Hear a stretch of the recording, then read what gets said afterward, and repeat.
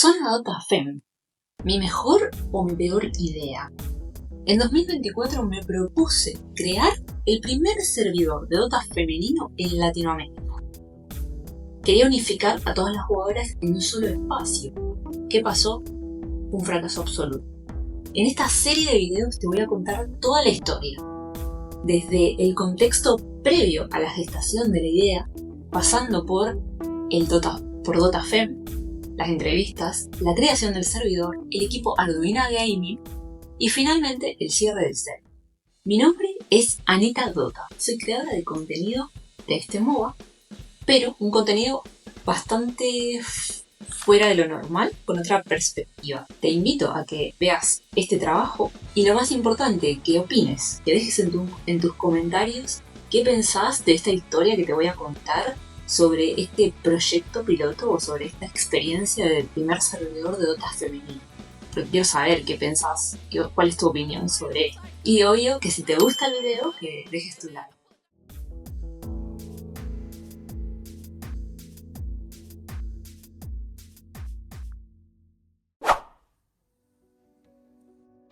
Anita, cuéntame, ¿cómo te surgió la idea del servidor femenino?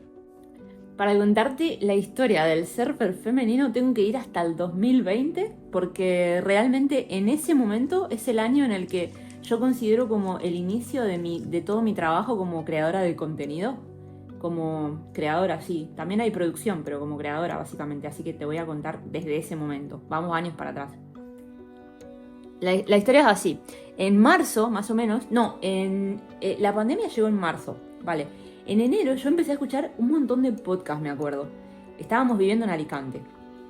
Y me di cuenta de que realmente me gustaba y que quería tener mi propio podcast. Entonces le dije a Juanen que quería tener mi podcast y primero pensé que tenía que tener una marca. Y él, como había estudiado diseño en su carrera de ingeniero multimedia, me ayudó un montón a crear FADA, que en realidad FADA es mi nombre de capoeira en Argentina, entonces usé ese nombre para la marca. Y el podcast que salió fue Microhistorias Reales. Microhistorias Reales es un espacio en el que pretendo dar luz a biografías de personalidades que dejaron una huella en el mundo. Mi nombre es Fada y te invito a emprender este viaje biográfico. ¿Por qué? Porque contaba historias de personas que dejaron una huella en el mundo, porque muchas historias de los episodios son de personas que en realidad murieron, o del pasado, menos el episodio de Juanen, pero en conclusión ese podcast tiene un poco de todo lo que a mí me gusta. Contar historias de personas, la historia, las personas, así que ese fue como el inicio en 2020. Después me acuerdo que nosotros como que empezamos a pensar en mudarnos para Galicia y eso vino a la vez con mi idea de empezar a estudiar comunicación audiovisual.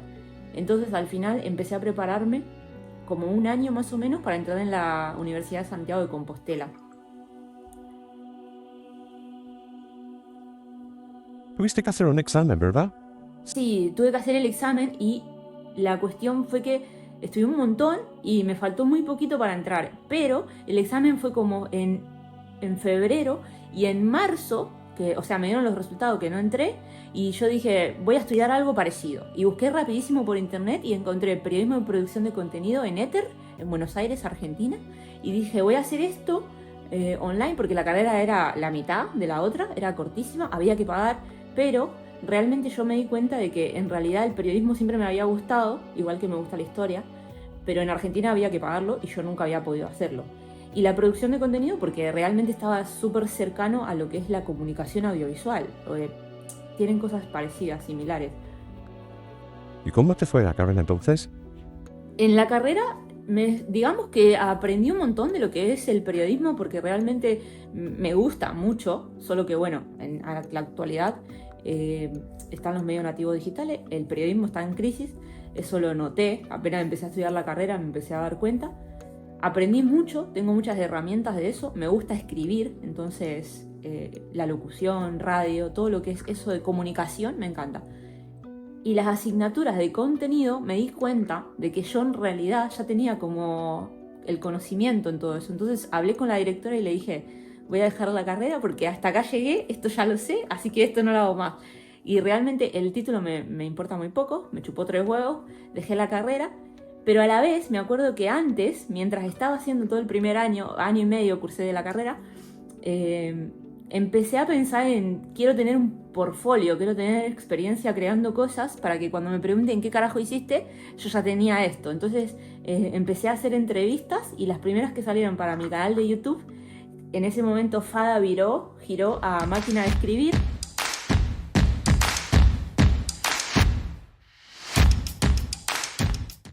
Y las primeras entrevistas que hice fue una historia más, me acuerdo, a una escritora gallega, que fuimos hasta allá, hasta con Barro, con Juan. Y otra tanda de entrevistas fueron ¿Y tú qué fuiste? ¿De qué se trabajaba antes? ¿Cómo se ganaba la vida? Te lo presentamos en ¿Y tú qué fuiste? ¿Y tú qué fuiste? Que eran historias a personas con trabajo, ¿no? De la vida. Por ejemplo, un hombre que hacía zapatos en Alicante, una mujer que también hacía lo mismo. Hice varias entrevistas, solo que edité poquitas, y de una historia más lo mismo. Pero esos fueron como mis primeros bagajes en lo que es el canal de YouTube, Máquina de Escribir, que sigue vivo, y en creación de contenido. Y producción, sobre todo, porque realmente todo el proceso de la producción de contenido lo hago todo, desde el guión, desde la idea hasta la ejecución, todo. Wow, sí que es trabajo. Sí, pero a mí me encanta. Entonces, eso está ligado a lo que sigo haciendo hoy en día. Está también un poco ligado al server. Pero, ¿qué pasó? En el 2022 y 2023 todavía seguía haciendo la carrera para llegar hasta la pregunta que vos me hiciste. Y empecé a leer un montón de boletines, de newsletter. Y dije, quiero crear mi propia newsletter también. Entonces empecé a crear Crossing Paths.